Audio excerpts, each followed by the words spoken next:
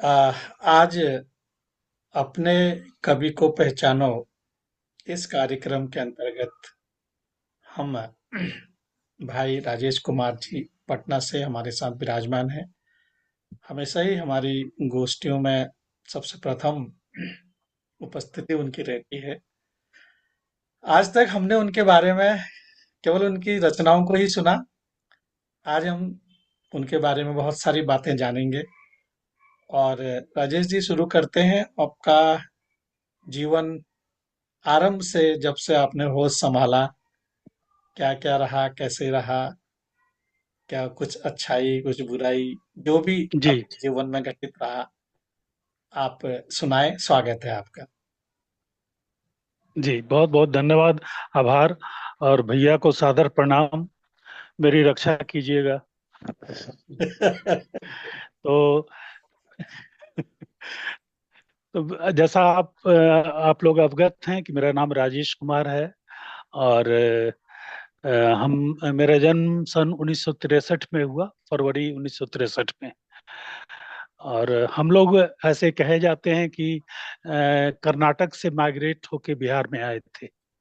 तो मेरे परदादा ब्रिटिश पीरियड में ऑनरेरी मजिस्ट्रेट थे दरभंगा में। वाह।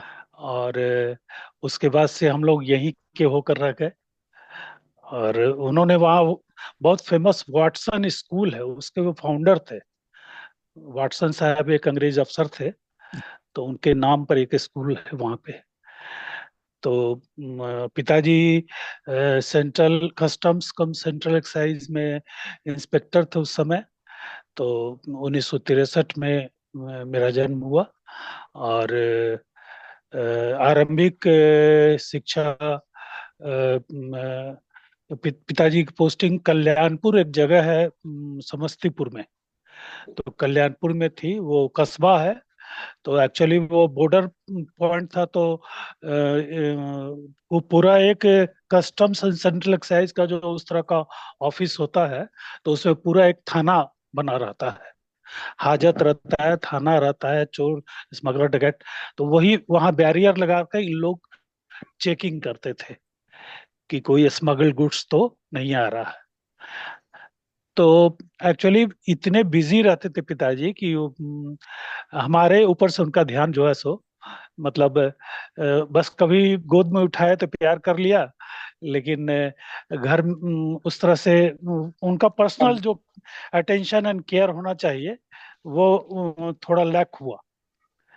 तो इनिशियली ब्लॉक का एक स्कूल था, उसी में आरंभिक शिक्षा के लिए जाते थे। तो मतलब जो ग्रामीण परिवेश में जो आप लोग जानते हैं कि वो थोड़ा संगत वैसी हो गई कि कंचा खेलना और टायर चलाकर सड़क पर दौड़ना और पेड़ों पर चढ़ना। और गर्मियों के दिनों में जो है वो बाग बगीचों में जाके दौड़ के फल चुनना। तो इसी में मौज मस्ती हमारा गुजरता रहता था।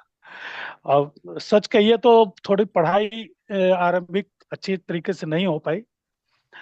थोड़ा भटका भी, माँ की तबीयत भी खराब थोड़ी रहती थी। तो फिर 1972 में 71 72 में पिताजी का ट्रांसफर हो गया पटना। तो पटना में भी जो हेडक्वार्टर है, उस समय हेडक्वार्टर पूरा यूपी बिहार, बिहार अनडिवाइडेड बिहार था। तो पटना में था उसका। कलेक्टर कस्टम्स यहाँ बैठते थे। और वहाँ पिताजी की पोस्टिंग नहीं हुई। एक पटना का बोरिंग रोड इलाका है, वहाँ एक अलग ऑफिस था। तो उसी में ऑफ हम लोग का हमेशा शुरू से पिताजी का ऑफिस का रेजिडेंस रहा था। आगे का पोर्शन ऑफिस रहता था, उस तरह का मकान लिया जाता था, और फिर पीछे रेजिडेंस रहता था। तो यहाँ पिताजी ने बोरिंग रोड के सरकारी विद्यालय में मेरा नामांकन करा दिया। तो यहाँ भी माहौल थोड़ा सरकारी स्कूल का उसी तरह का था। अब यहाँ एक बार की घटना है कि पांचवें क्लास में ही मैं अपने मित्र के साथ, पटना का अप्सरा सिनेमा हॉल नया नया खुला था, और उसका फर्स्ट डे फर्स्ट शो था शोर फिल्म का। शोर। तो और काउंटर पे सबसे आगे मैं लगा हुआ था। अच्छा। और काउंटर वाला चिल्ला रहा था, कौन है, किसका हाथ है, उसका चेहरा नहीं दिखाई दे रहा है, जरा सामने आओ। तो टिकट मिला तो हम लोग गए अपना सिनेमा देखे। लौटते लौटते अंधेरा हो गया, 3 से 6 का था। हम्म, इस बीच पिताजी पैदल टहलते हुए स्कूल के पास गए, तो वहाँ कुछ लोग पहचानते थे, तो उन लोगों ने कहा कि अरे वो तो सिनेमा गया है। अच्छा। तो तो पिताजी वापस चुपचाप अपना घर घर चले आए। अच्छा, जैसे ही मैं अंधेरा हो गया था तो चुपके चुपके अपना सीढ़ियों से फर्स्ट फ्लोर पर चढ़ रहा था। तो कॉल बेल मैंने बजाया। तो मैंने ये सोचा कि माँ खोलेगी दरवाजा। तो पिताजी ने कहा आइए। और उस जमाने में मतलब 1 मीटर से लंबा मोटा रूल हुआ करता था ऑफिसेज में। हम्म। तो ऑफिस के पोर्शन से ही हम लोग इंटर करते थे। अब वो पिताजी ने जो रूल से मारना शुरू किया, माँ ओहो। चिल्ला रही है, बहनें चिल्ला रही हैं, लेकिन पिताजी कहे नहीं, ये सिनेमा जाएगा अब इससे। तो मेरी अच्छा। जबरदस्त पिटाई हुई। अच्छा।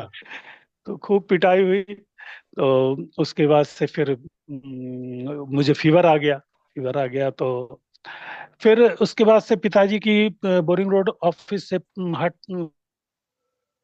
फिर हेडक्वार्टर में लाया गया। पिटाई तो की इसलिए? हेडक्वार्टर में जो जी जी नहीं। पिटाई की इसलिए ट्रांसफर करा दिया, बहुत सही। तो हेडक्वार्टर में जब पिताजी आए तो हम लोग पटना का एक बहुत सबसे पुराना मोहल्ला है चिरैयाटार मोहल्ला। हम्म, तो वहाँ 1945 वगैरह में पिताजी ने जमीन लिया था। तो हम लोग अब चूंकि उसमें एक्चुअली उस समय दादाजी के नाम पर जमीन ले लिया जाता था। तो चाचा, मेरे पिताजी और चाचा दोनों अपने जमाने में स्वतंत्रता सेनानी रहे थे। पिताजी की शिक्षा कानपुर में हुई थी और वहीं से उनका फ्रीडम मूवमेंट में पार्टिसिपेशन शुरू हो गया था, क्योंकि बंगाल के बहुत सारे फ्रीडम फाइटर कानपुर में। हम्म, तो चाचा कुछ करते नहीं थे, तो दादाजी ने मतलब वो मकान वाला पोर्शन जो था वो उनके नाम से कर दिया। तो पीछे फिर छोटा सा मकान हमारा, एक 5 रूम का पहले से बना हुआ था, लेकिन उसमें आर्यावर्त इंडोनेशियन के टीनेट्स रहते थे, जो अखबार दोनों निकलते थे पटना से। तो ऊपर में माँ ने किसी तरह अपना 3 कमरे का एक बनवाया। तो यहीं हम लोग शिफ्ट हो गए। हम्म, यहाँ शिफ्ट हुए तो यहाँ भी पढ़ाई की मेरी अवस्था वैसी ही रही, कोई मतलब यहाँ मैंने एडमिशन कराया। एक बहुत प्रतिष्ठित स्कूल था उस जमाने का, 1800 समथिंग में ब्रिटिशर ने, एक ब्रिटिश अधिकारी ने एस्टेब्लिश किया था, पटना कॉलेजिएट स्कूल। तो वहीं मेरा एडमिशन हुआ। लेकिन मैं क्लास बंक करता था खूब।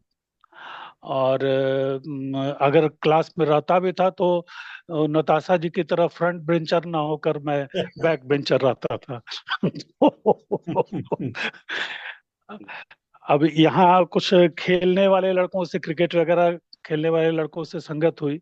हम्म, इसी स्कूल में आपको बता दें कि शत्रुघ्न सिन्हा वगैरह भी पढ़ा करते थे अपने हाँ, जमाने में। तो एक आगम बाबू केमिस्ट्री के टीचर थे। हम्म, तो वो बड़ा पीटते थे, क्योंकि उस समय लोग कहते थे कि शत्रुघ्न सिन्हा जो है बहुत बदमाश था। तो वो टेबल पर जो है अपना वो डैगर रखता था, हम्म, चाकू। हाँ, और तब वो एग्जाम दिया करता था। तो वो लोग उससे सटते नहीं थे। लेकिन आगम बाबू कुछ नहीं समझते थे, आगम बाबू का गार्डिंग हो जाता था, खूब पीटते थे वो। तो आगम बाबू अक्सर हम मुझको कहते थे कि मार मार के शत्रुघ्न सिन्हा को ठीक कर दिया, तुम क्या चीज हो, तुमको तो अच्छा। सही बात। तो अब यहाँ पर एक यहाँ भी पुराना मोहल्ला था, तो मिक्स्ड पॉपुलेशन यहाँ रहता है। Lower middle, lower class, middle class, upper class सब। तो यहाँ भी मुझे लगा कि क्रिकेट उसमें नया नया हुआ था, यहाँ के बच्चे जानते नहीं थे। तो मैंने पिताजी से कहा कि पिताजी कुछ पैसे दीजिए, बैट खरीदना है, बॉल खरीदना है। तो पिताजी ने कहा कि अपना रिजल्ट देखते हो तुम, हम्म।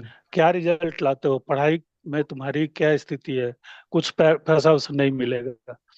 तो मैं शुरू से ही इनोवेटिव था। मैंने क्या किया कि अमूल का एक डिब्बा लिया, अमूल दूध उन दिनों चला करता था। हम्म। उस डब्बे में ऊपर बीच में एक छेद किया, और तीन चार लड़कों को लेकर पूरे पटना में मैंने घूम घूम के चंदा इकट्ठा किया, 10-10 पैसा। वाह। बहुत बढ़िया। और उस चंदे के पैसे से हम लोगों ने बैट बॉल विकेट खरीदा। तो यूं ही जिंदगी बढ़ते गई। 10th में पिताजी को लगा कि ये मैट्रिक वैट्रिक पास करेगा नहीं, इसकी स्थिति। पिताजी तब तक रिटायर कर गए थे। तो उन्होंने मुझे पढ़ाना शुरू किया। वो एक फेज थोड़ा था कि उनके साथ बैठकर हम पढ़े। तो फर्स्ट डिवीजन से मैट्रिक में हम पास किए। हम्म। उसके बाद से पटना कॉलेज का एक पोर्शन है कॉमर्स का, वाणिज्य महाविद्यालय, वहीं से हमने आईकॉम बीकॉम किया। और लेकिन उस जमाने में पिताजी की का पेंशन 400 रुपये था, और परिवार में बहुत लोग थे और बड़ी जिम्मेदारियां थी। हम्म। तो मैं बड़े तनाव में रहता था। मतलब मुझे समझ में नहीं आता था कि, तो मैंने जो है सो ग्रेजुएशन के बाद जो है एक कलकत्ता की ऑर्गेनाइजेशन है, इंडियन मार्केटिंग रिसर्च ब्यूरो, उसमें सर्वेयर का एक टाइम बीच में दोपहर में शॉर्ट टाइम के लिए जाना पड़ता था, सर्वे करना पड़ता था मोहल्लों का। इंडियन ऑयल कॉरपोरेशन का एक सर्वे हो रहा था, तो उसमें मैंने पार्टिसिपेट किया। और पहली कमाई मेरी उसी से 600 रुपये की हुई। वाह। बड़ी खुशी हुई, 600 रुपया उस जमाने में बड़ा महत्व रखता था। हम्म। फिर मैंने लॉ ज्वाइन कर लिया पटना कॉमर्स कॉलेज में। तो लॉ मैंने किया। उसके बाद से मुझे लगा कि कुछ मैनेजमेंट वगैरह कोर्स करना चाहिए। तो एक पटना यूनिवर्सिटी में LSW डिपार्टमेंट में रूरल मैनेजमेंट कम वेलफेयर एडमिनिस्ट्रेशन का कोर्स स्टार्ट हुआ था। अच्छा। तो पैसे तो रिटेन एग्जाम था, तो रिटर्न में हम अपियर हुए, तो खैर रिटर्न मेरा हो गया। फिर जो उसके बाद से हम एक ईस्ट इंडिया ट्रांसपोर्ट एजेंसी एक थी कलकत्ता की ही, तो उसमें मैंने क्लरिकल जॉब 3-4 घंटे का टेकअप शुरू किया। किया। हम्म। क्लरिकल, जी, क्लरिकल जॉब उसमें करते थे। और फिर उसके बाद से हम इवनिंग में 6 बजे से हमारा मैनेजमेंट का क्लास होता था। तो ये जो आप अभी देख रहे हैं, जो हेल्थ मिनिस्टर नड्डा साहब, उन्हीं के पिताजी यहाँ मैनेजमेंट के इंचार्ज थे, सीनियर नड्डा साहब। हम्म। तो बड़ा उसमें रिप्यूटेड यहाँ का इंस्टीट्यूशन था, पटना यूनिवर्सिटी का। तो रूरल मैनेजमेंट मैंने किया। तो इस बीच में बिहार सरकार का एक अवर सेवा चयन पर्षद, उसकी परीक्षा होती थी। तो उसमें सुपरवाइजरी पोस्ट के लिए होता था, तो उसमें मैं अपियर हुआ। लेकिन उसका आलम यही था कि वो कई सालों में उसका रिजल्ट आता था। तो इस बीच में ईस्ट इंडिया ट्रांसपोर्ट एजेंसी से स्विच ओवर करके मैंने मगध स्टॉक एक्सचेंज, देश का 15वां नाम खुला। तो मैंने उसमें एडमिनिस्ट्रेटिव असिस्टेंट एडमिनिस्ट्रेटिव अफसर में, उसका रिटन एग्जाम हुआ, उन लोगों ने सेलेक्ट किया। तो अंग्रेजी थोड़ी बहुत ठीक थी, और ऐसे आ गया मेरे डिजायर्ड टॉपिक्स पे। तो रिटर्न मेरा आराम से निकल गया। तो उसमें मैंने जॉब किया, 3 साल उसमें मैंने जॉब किया। बड़े अच्छे केरला के कुछ स्टाफ थे, कुछ लोकल थे, बाकी सारे तो 189 मेंबर्स थे। तो समझ लीजिए 180 मारवाड़ी लोग ही थे। तो एक डिफरेंट माहौल था। चेयरमैन थे S वर्मा, यहाँ कल्याणपुर सीमेंट्स के भी चेयरमैन थे वो। और स्टॉक एक्सचेंज के भी चेयरमैन थे। तो यहाँ एक काम करने का बड़ा सिस्टमेटिक अच्छा माहौल था। कंपनी सेक्रेटरी वगैरह नए नए थे, यंग थे। तो बड़ा मैंने सीखने का बहुत यहाँ अवसर मिला। इसी बीच में मेरा हो गया, वो अवर सेवा चयन पर्षद दिए थे, उसमें सप्लाई इंस्पेक्टर में। तो पोस्टिंग एकदम ग्रामीण इलाके में हुई। तो किसी ब्लॉक में जाके हुई, तो वो हम शहर के रहे, इस बीच में शहर की आदत लग गई थी। तो इतना डर लगने लगा कि नहीं नहीं, गांव में जाके कौन रहेगा, न बिजली है, न सड़क है, न कुछ है। तो हम फाइट करने लगे। अरुण कुमार चेयरमैन तो उस समय। तो हम बार बार स्टॉक एक्सचेंज से हम ज्वाइन ही नहीं किए उसमें। और बार बार स्टॉक एक्सचेंज से लंच टाइम में साइकिल लेके निकलते थे, और जाके अरुण कुमार से मिलते थे, पिटीशन देते थे कि मेरा नंबर इतने लड़कों से ज्यादा है, मुझे सप्लाई नहीं कुछ और डिपार्टमेंट मिलना चाहिए। तो वो कहे कि सब लोग सप्लाई में जाने के लिए छटपटाता है, तुम ये दूसरा डिपार्टमेंट खोज रहे हो। हम बोले सर नहीं, हमको दूसरा चाहिए। तो करीब साल 1.5 साल लग गया यही सब करते करते। तो फिर मुझे senior audit officer cooperative societies बनाया गया। तो उसका देवघर में मैंने ट्रेन लिया 6 महीने का। और वो एक कोर्स था, पूरा कोऑपरेटिव मैनेजमेंट का कोर्स था। उसको पास करने के बाद ही आप कहीं जा सकते थे, उसमें जॉब कंफर्म हो सकता था। हम्म। नहीं मेरी। आ रही। जी। हम्म। तो उसमें मैंने ज्वाइन किया। अब उसमें मेरी पोस्टिंग हो गई, फर्स्ट पोस्टिंग हो गई देवघर से ट्रेनिंग करने के बाद मधेपुरा में।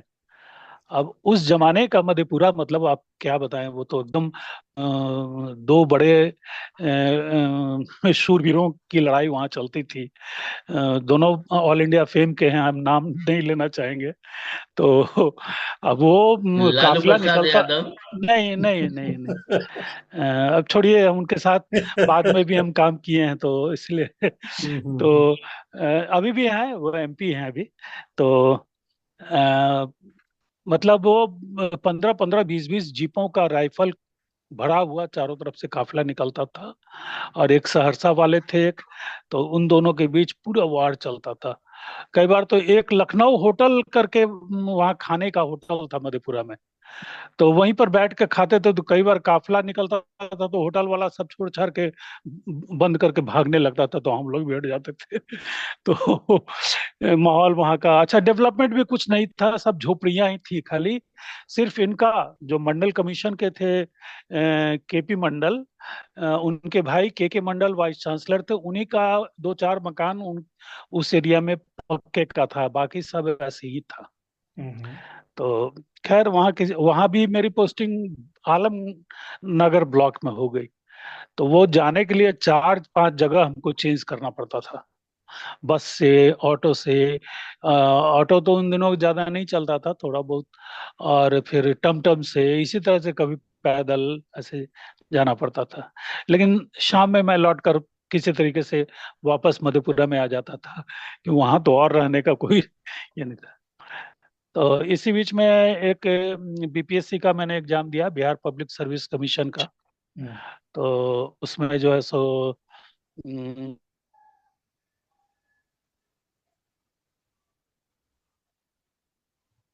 लगता है उनके लाइट चली गई।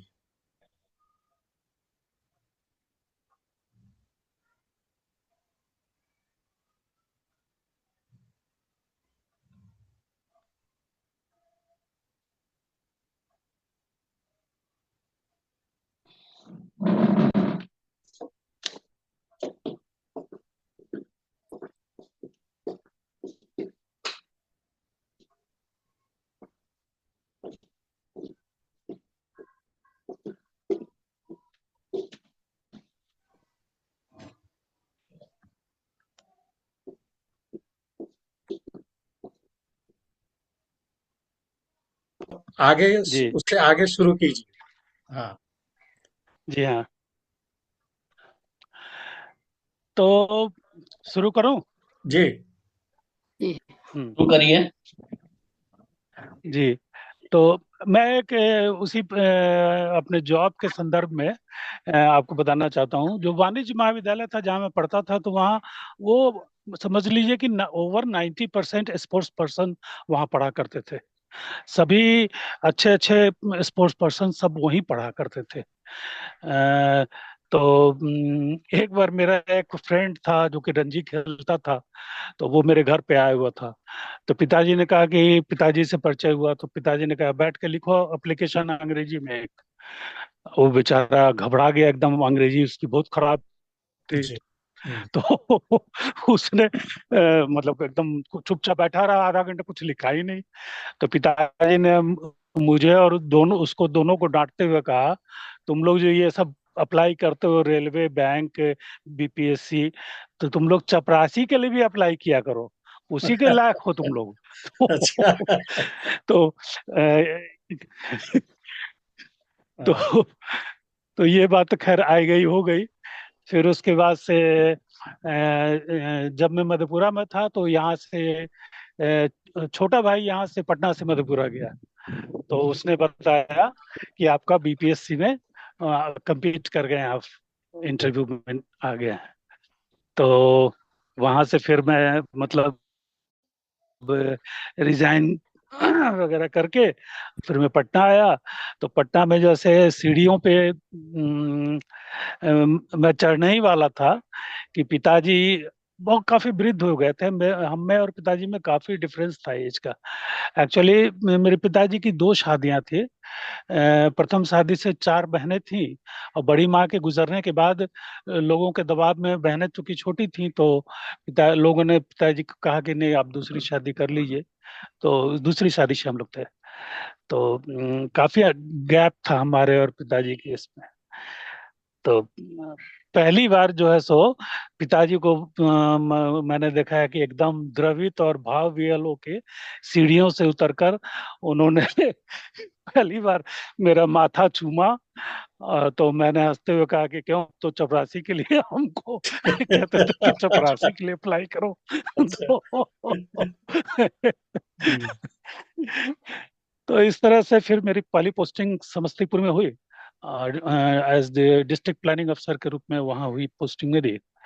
और इस तरह से करीब 10 12 जिलों में मैंने काम किया। और 2023 के फरवरी में मैं रिटायर हुआ, सचिवालय से ही डिप्टी डायरेक्टर के रूप में। वाह। बहुत बढ़िया। तो काफी स्ट्रगल आपकी लाइफ में रहा। तो और कोई जी। ऐसी घटना जो आप शेयर करना चाहें हमारे साथ, कि वैसे तो आपने काफी कुछ बता ही दिया है। कोई अपनी लाइफ का घटनाएं। कोई बहुत अच्छा जी, मोमेंट जो यादगार मोमेंट हो, जिसे आप शेयर करना चाहें। देखिए अ, किसी भी, not to hide any fact, किसी भी बात को छिपाना मेरी आदत नहीं है। तो लाइफ में एक्चुअली क्या, माँ की तबीयत बड़ी खराब रहती थी। यहाँ तक कि जब हम लोग कल्याणपुर से पटना शिफ्ट किए और पटना में भी जब चिड़ियाटार में आए, तो छोटी बहनें थी तीन मेरी, तो भाई एक छोटा था। तो उस जमाने में, यद्यपि बोरिंग रोड में हम लोगों ने गैस का कनेक्शन ले लिया था 71 में, लेकिन मैं सभी के लिए कोयले पर, गोईठा पर, उपला जिसको कहते हैं, उस पर खाना बनाया करता था। तो थोड़ा, और थोड़ा अपने मेरा अपने ऊपर कॉन्फिडेंस भी काफी कम था, क्योंकि बेसिक जो पढ़ाई होनी चाहिए वो शुरू से मेरी लैक की। तो लेकिन मैं ये है कि अपने आप को अप स्किल अपग्रेड करने के प्रयास में करते करते करते करते, ये मैंने ही सीखा कि किसी एक चीज में आप लगे रहेंगे तो फिर कुछ ना कुछ रिजल्ट तो आ ही जाएगा। आ ही जाएगा। ये बड़ी अच्छी चीज रही। जी। जी। तो कुछ स्कूल में या खेल में कहीं कुछ सर्टिफिकेट वगैरह कुछ मिले हो आपको? एज सच सर्टिफिकेट तो नहीं। एक्चुअली क्रिकेट में मुझे कॉलेज से चांस उतना नहीं मिलता था। यद्यपि मैं खेलते रहता था उन लोग अपने साथ, सभी साथियों के साथ। और स्लो साइकिलिंग कॉम्पिटिशन्स वगैरह होता था। एक चंडीगढ़ से एक रणजी प्लेयर थे, टोनी लांबा। तो वो बैडमिंटन भी अच्छा खेलते थे, क्रिकेट भी अच्छा खेलते थे। तो वहाँ चंडीगढ़ में पटना से वो 84 के राइट्स में यहाँ से चले गए थे सभी लोग। तो चंडीगढ़ से खेलते थे, हरियाणा पंजाब से। तो उनको बैडमिंटन में मैंने कई बार हराया था। तो क्वार्टर फाइनल वगैरह तक हम गए थे। तो खेलने में बैडमिंटन मेरा फेवरेट था, क्रिकेट फेवरेट था। तो राजेश हमारे जी। घर के सामने एक मैदान था जिसमें कि जी जी जी। हाँ, बताइए बताइए। जी। तो यहाँ पे पटना के डिस्ट्रिक्ट चैंपियन वगैरह रहते थे, और भी जो लोग रहते थे तो आकर खेलते थे। एक माहौल अच्छा था यहाँ पर। तो उसमें मेरा मेरा बैडमिंटन में स्मैश जो है सो मेरा बड़ा मजबूत माना जाता था। तो उन लोगों के साथ खेलने में बड़ा मजा आता था। बहुत सुंदर। तो आपकी लाइफ में सबसे अच्छा टीचर जिसको आप अपना आदर्श मानते हो?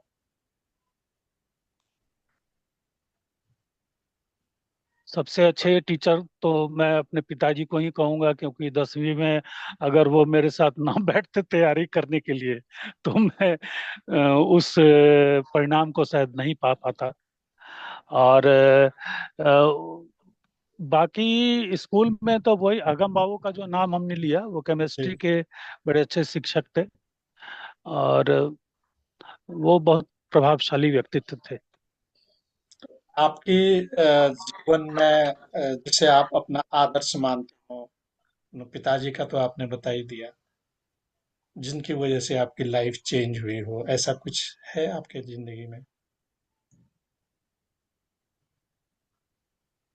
देखिए, मेरे में अच्छाई या बुराई जो भी है, मैं अपने सामने, मतलब पिताजी को तो अपने सामने रखता हूँ, लेकिन और किसी को मैं आदर्श के रूप में नहीं मतलब वो, मुझे लगता है कि जो करना है मुझे करना है। और वो न किसी भाग्य, न किसी हाथ की रेखा, न कोई हॉरोस्कोप के चक्कर में मैं जिंदगी भर कभी नहीं पड़ा। मैंने कर्म का ही सहारा लिया। अब मुझ में कमी थी कि कर्म करके जो है सो सफलता मिली, लेकिन वो समय लगने पर मिली, धीरे धीरे मिली। लेकिन कोई ऐसा आदर्श, हाँ, उस जमाने में मेरे चाचा एक पुस्तकालय चलाते थे, महाप्राण निराला पुस्तकालय। तो उसमें काफी अच्छे लोग आकर बैठते थे। वो एक्चुअली बेसिकली वो मार्क्सिस्ट थे। तो पूरे इंडिया के मार्क्सिस्ट लीडर्स आकर बैठते थे वहाँ पे। जितने बड़े बड़े नाम इंडिया के थे, क्योंकि फ्रीडम फाइटर थे, तो उनको फ्री रेलवे पास वगैरह भी मिलता था। तो सारे लीडर्स उन्हीं के पास से ट्रेवल करते थे सहयोगी के रूप में। तो वहाँ एक बहस छिड़ा। हम लोग चूंकि आरएसएस से यंग ब्लड थे, तो उसके फेवर में रहते थे। तो काफी लंबी लंबी बहसें चलती थी वहाँ पे। तो वो लाइब्रेरी का अच्छा एक हम लोग का रहा। वहाँ मैं जीवनियाँ सबकी पढ़ा करता था, जयप्रकाश नारायण जी की, लोहिया साहब की, और भी सुभाष जी लोगों की। वहाँ काफी किताबें पढ़ने का अवसर मिला। वाह। तो काफी कुछ आपने अपनी लाइफ में किया। और तो अब आपसे क्या पूछूं, सभी कुछ तो आपने बता ही दिया है।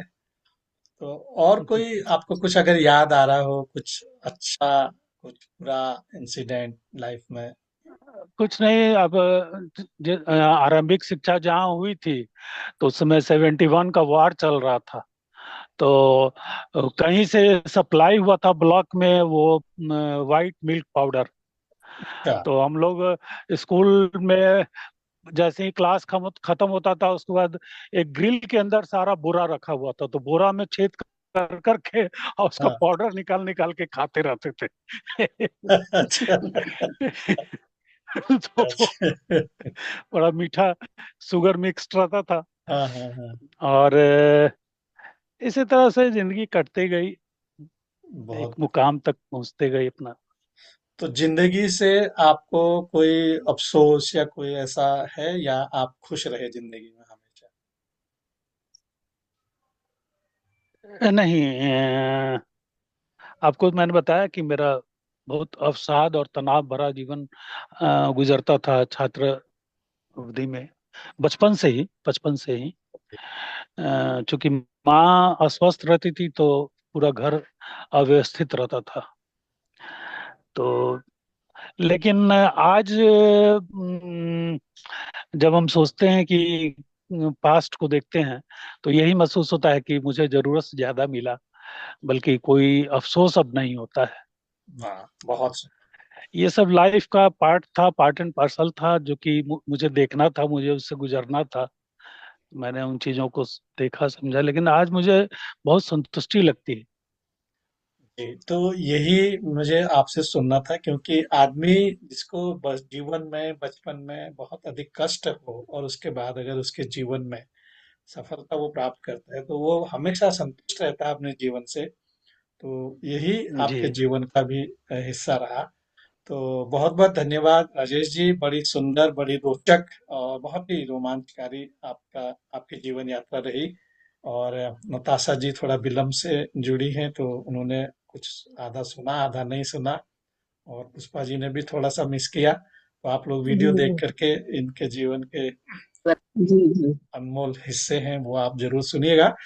तो इसी के साथ हम लोग इस कार्यक्रम को यहीं पर समाप्त करते हैं और 10 मिनट के बाद लौटते हैं, और उसमें हम आपसे ठीक। बातचीत करेंगे आपके जी। काव्य की जो आपकी जिंदगी है।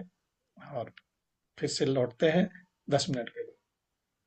तब तक के लिए आप सभी जी। को नमस्कार।